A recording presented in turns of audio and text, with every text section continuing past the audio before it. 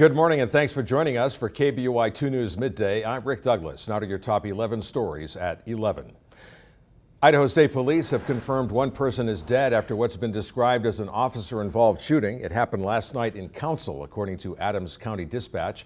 ISP spokeswoman Teresa Baker is in Council and told KBUI 2 News the investigation is still in its early stages and she will have more information later today. A spokesman for Chipotle says that company plans to keep all 43 of its restaurants closed in Oregon and Washington until health officials probing an E. coli outbreak say it's safe to open.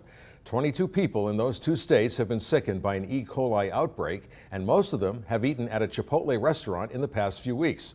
Washington health officials expect the number of cases to rise. The Elmore County Sheriff's Office and the Air Force's Special Investigations Unit are teaming up to look into the death of an airman whose body was found about 10 miles west of Mountain Home Air Force Base. The Sheriff's Office has identified the man as 38-year-old Nathaniel Kibido.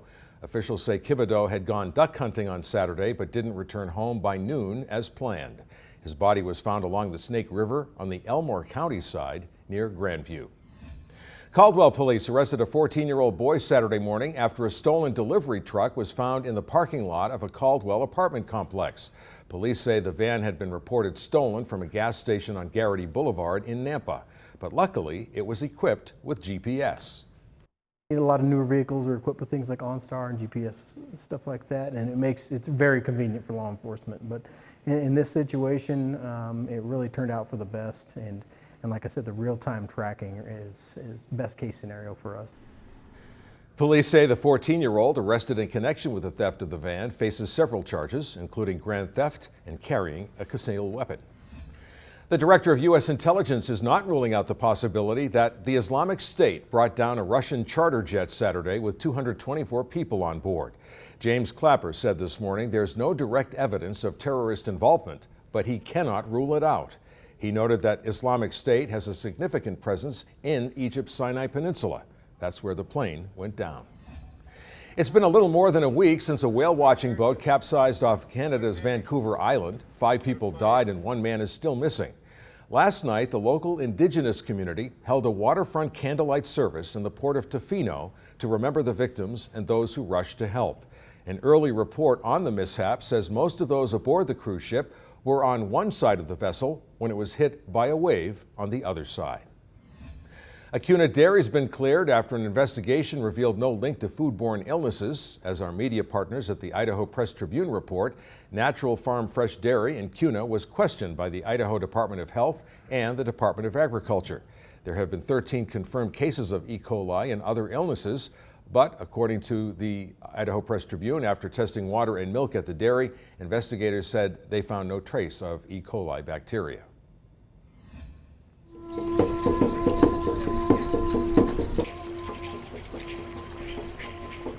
A host of Nampa organizations worked together to make this weekend's Day of the Dead celebration one to remember. It began Sunday with a parade, and the dead motif was strong. Dia de los Muertos focuses on family, especially on remembering those who died and helping them on their spiritual journey.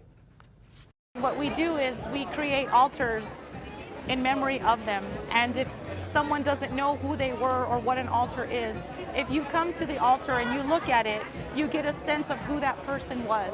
And there's personal effects, there's mementos, there's definitely photos.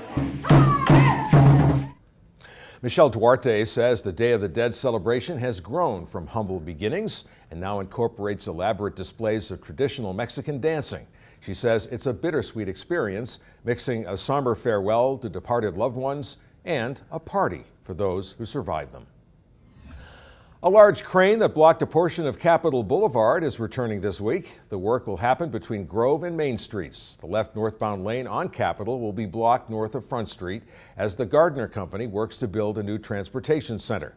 Expect the lanes to be blocked through the end of December. In California, a wind power company blamed for thousands of bird deaths near San Francisco is shutting down. Altamont Winds notified the U.S. Fish and Wildlife Service that it would stop running its older generation of turbines as of yesterday. The company is one of 4 operating 3,000 turbines in that pass that environmentalists say have killed up to 4,600 birds over the years. Actor and former U.S. Senator Fred Thompson died this weekend in Nashville. Thompson suffered from a recurrence of lymphoma. He was a Republican senator for 8 years, but is probably best known as an actor and TV pitchman. He appeared in at least 20 motion pictures and was a mainstay on the TV drama Law & Order. We'll hear more about his career later in the newscast.